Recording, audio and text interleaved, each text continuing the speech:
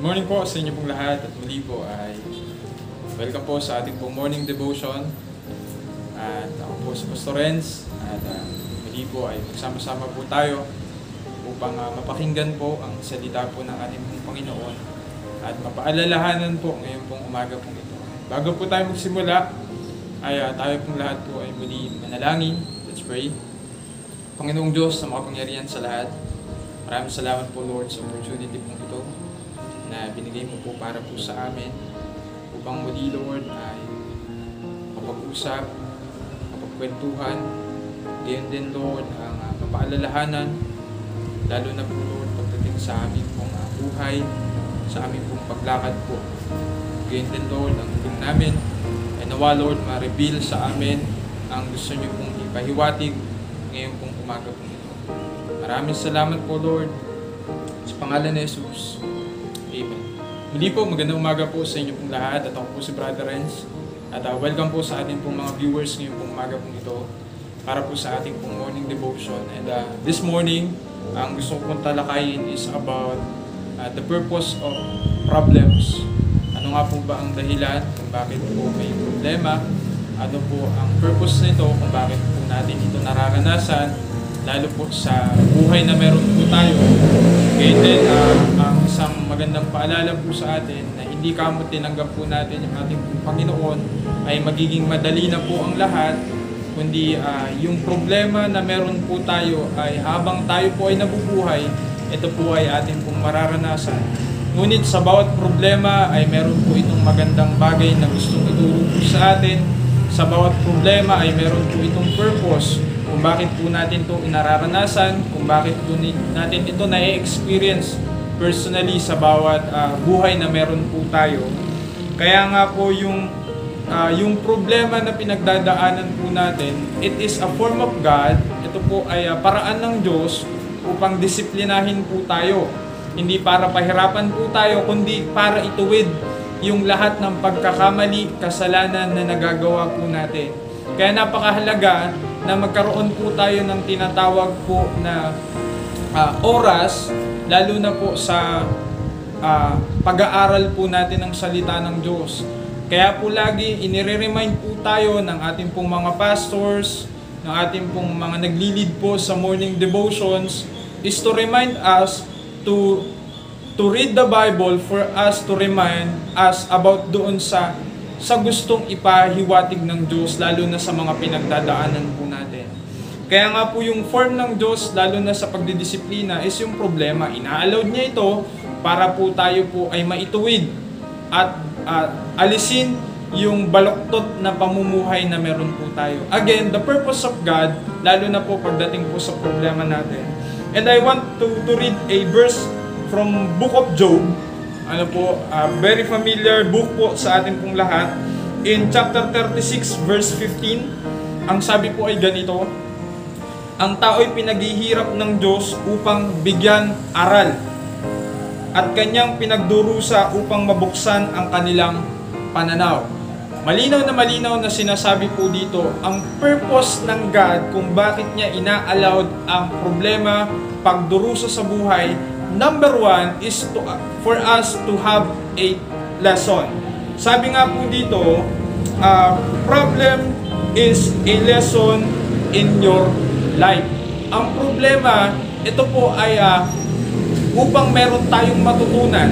Kaya po tayong nakakaranas ng problema sa pang-araw-araw, pinansyal man yan, sa pamilya man po yan, o sa ibang bagay man po na aspeto ng buhay po natin. Kaya po tayo nagkakaproblema po dyan upang matuto.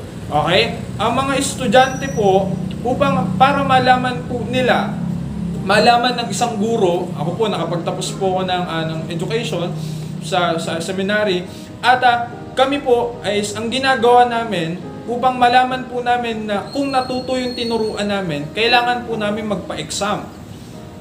At yung exam na yon, doon makikita kung merong natutunan yung bata.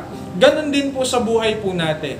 Si Lord, ina-allow niya yung problema upang makita niya kung meron tayong natutunan, lalo na pagdating sa problema na pinagdadaanan po natin. Ang problema, hindi po ulit yan pahirap, kundi ito po ay malaking paalala sa atin, isang magandang lesson para po sa ating lahat. Kaya napakahalaga na lagi mong saliksikin or pag-aralan, mag-devotion ka, mag-pray ka, upang lubos mong maunawaan kung ano ba talaga yung purpose ng problema. Again, pinaalala sa buhay ni Job na ang problema po through Elihu, okay po, ito po isang nagsalita po dun sa book ng chapter 36, pinaalala kay Job na ang problema ay ito ay merong malaking aral. Ganyan din po sa ating pong lahat na ang problema is a lesson. Okay, hindi po ito paghihirap. At ganyan din, yung problema po na sinabi po din dito sa verse 15 po ng chapter 36 ng Job is, yung problem is to enlighten your life. Okay? Upang bigyan liwanag sa oras na ito, kung ikaw man ay pinagdadaanan sa buhay, okay? Yung pananaw ng Diyos o yung pananaw na meron ka, kapag ikaw ay merong magandang relationship, lalo na pagdating kay Lord, hindi mo ito ite-take as discouragement. You will take it, yung problem, as your encouragement to enlighten your life upang ituwid mo yung lahat ng pagkakamali na nagagawa mo. Okay? Kaya napakahalaga po dito na meron tayong magandang relasyon sa Diyos. Lalo na sa oras na nakakaranas po tayo ng problema. Higit na inyo pong tatandaan na ang problema po, again, it is a lesson and to enlighten your life. Bigyan liwanag ka doon sa problemang pinagdadaanan mo. Kaya napakahalaga na meron kang quality relationship with God. Dahil mas lubos mong maiintindihan na ang problema ay meron ding magandang epekto sa buhay mo. Bakit? Una, tinutuwid yung lahat ng pagkakamali mo. Pangalawa is binibigyan ka ng pagkakataon upang matuto. Kaya nga po sabi nga po dito, God has a purpose in every problem. Sa bawat problema na pinagdadaanan mo ngayon, kung ikaw man ay may pinagdadaanan, lalo na sa oras mong ito ay tayo po ay dadako na naman dun sa tinatawag na ECQ, okay? Or we can call it MEC, okay? Nadako tayo dito. And hindi na naman tayo pwedeng lumabas. Mahirapan na naman tayo bumili ng mga pagkain or dadating din sa pagkakataon na magkakaroon tayo ng problema pagdating sa financial. Learn to trust God, lalo na kapag may problema. Again, God has a purpose in every problem. May purpose ang Diyos kung bakit meron kang problema sa buhay. Kaya lubos mo ipagkatiwala ito sa Diyos, yung buhay na meron ka, at lalo tigit yung pananampalataya na meron ka. Again, sa bawat problema, merong magandang plano yung Diyos. Hindi niya yan ina-allowed basta-basta para pahirapan ka, kundi para may ituro lamang siya sa iyo. Kaya po muli, magandang umaga po sa inyo pong lahat. Tayo pong lahat po ay manalangin. Let's pray. Panginoong Diyos na makapangyarihan sa lahat, maraming salamat po muli sa pagkakataon po ito na binigay mo po sa amin. Salamat po, Lord, to remind us about the purpose of problem. It is a lesson for us sa lahat ng problema na pinagdadaanan namin. And for us to enlighten yung life namin towards dun sa salita mo. Kaya napakahalaga na meron kaming magandang relasyon sa iyo.